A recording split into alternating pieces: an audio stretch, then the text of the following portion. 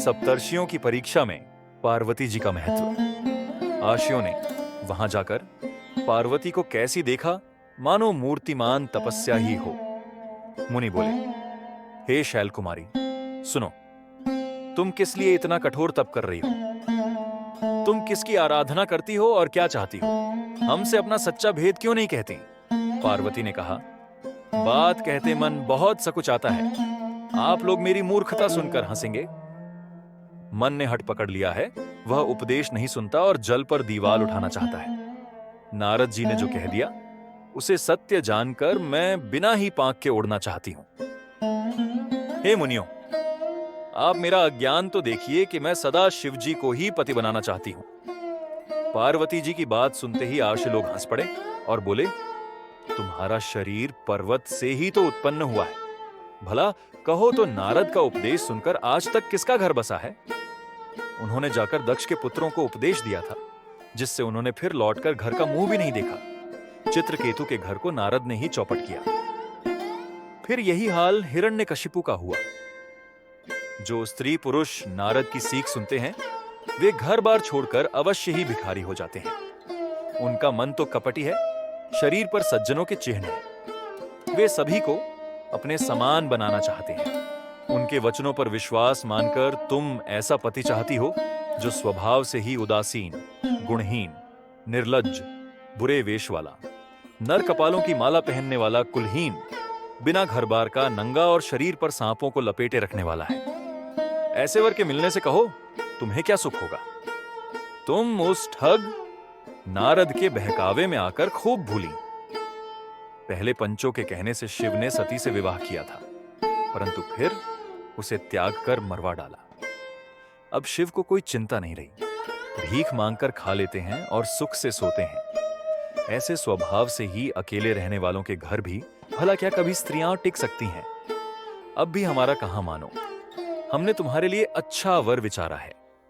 वह बहुत ही सुंदर, पवित्र, सुखदायक और सुशील है, जिसका यश और लीला वेद गाते हैं। वह दोषों से रहित, सारे सद्गुणों की राशि, लक्ष्मी का स्वामी और वैकुंठपुरी का रहने वाला है। हम ऐसे वर को लाकर तुमसे मिला देंगे।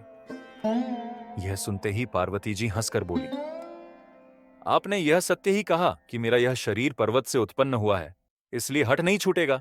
शरीर भले ही छूट जाए, सोना भी पत्थर से ही उत्पन्न होता है, सो वह जलाए जाने पर भी अपने स्वभाव सुवर्णत्व को नहीं छोड़ता। अतः मैं नारद जी के वचनों को नहीं छोड़ूंगी, चाहे घर बसे या उजड़े। इससे मैं नहीं डरती। जिसको गुरु के वचनों में विश्वास नहीं है, उसको सुख और सिद्धि स्वप्न में भी सुगम नहीं होती। माना कि महादेव जी अवगुणों के भवन हैं और विष्णु समस्त सद्गुणों के धाम है, पर जिसका मन जिसमें रम गया, उसको तो उसी से काम है। हे मुनीश्वरों, यदि आप पहले मिलते तो मैं आपका उपदेश सिर माथे रखकर सुनती, परंतु अब तो मैं अपना जन्म शिवजी के लिए हार चुकी। फिर गुण दोषों का विचार कौन करे? यदि आपके हृदय में बहुत ही हठ है और विवाह की बातचीत बरेखी कि ये बिना आपसे रहा ही नहीं जाता, तो संसार में वरकन्या बहुत है। खिलवाड़ करने वालों को आलस्य तो होता नहीं, और कहीं जाकर कीजिए। मेरा तो करोड़ जन्मों तक यही हट रहेगा कि या तो शिवजी को वरूंगी, नहीं तो कुमारी ही रहूंगी। स्वयं शिवजी 100 बार कहें तो भी नारद जी के उपदेश को ना छोड़ूंगी। जगत जननी पार्वती जी ने फिर कहा कि मैं आपके पैरों पड़ती हूं, आप अपने घर जाइए, बहुत देर हो गई।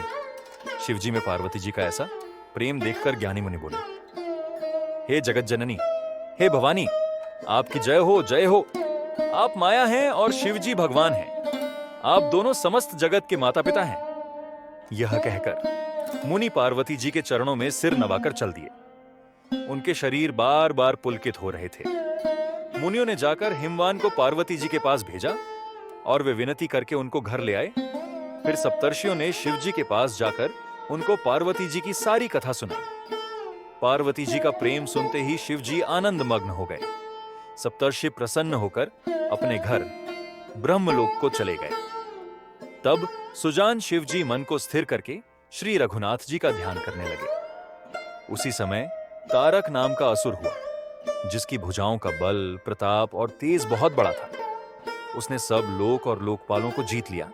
सब देवता सुख और संपत्ति से रहित हो गए। वह अजर अमर था, इसलिए किसी से जीता नहीं जाता था। देवता उसके साथ बहुत तरह की लड़ाइयां लड़कर हार गए। तब उन्होंने ब्रह्मा जी के पास जाकर पुकार मचाई। ब्रह्मा जी ने सब देवताओं को दुखी देखा। ब्रह्मा जी ने सबको समझाकर कहा, इस दैत्य की मृत्यु तब होगी जब शिव जी के वीर्य से पुत्र उत्पन्न हो। इसको युद्ध में वही जीतेगा।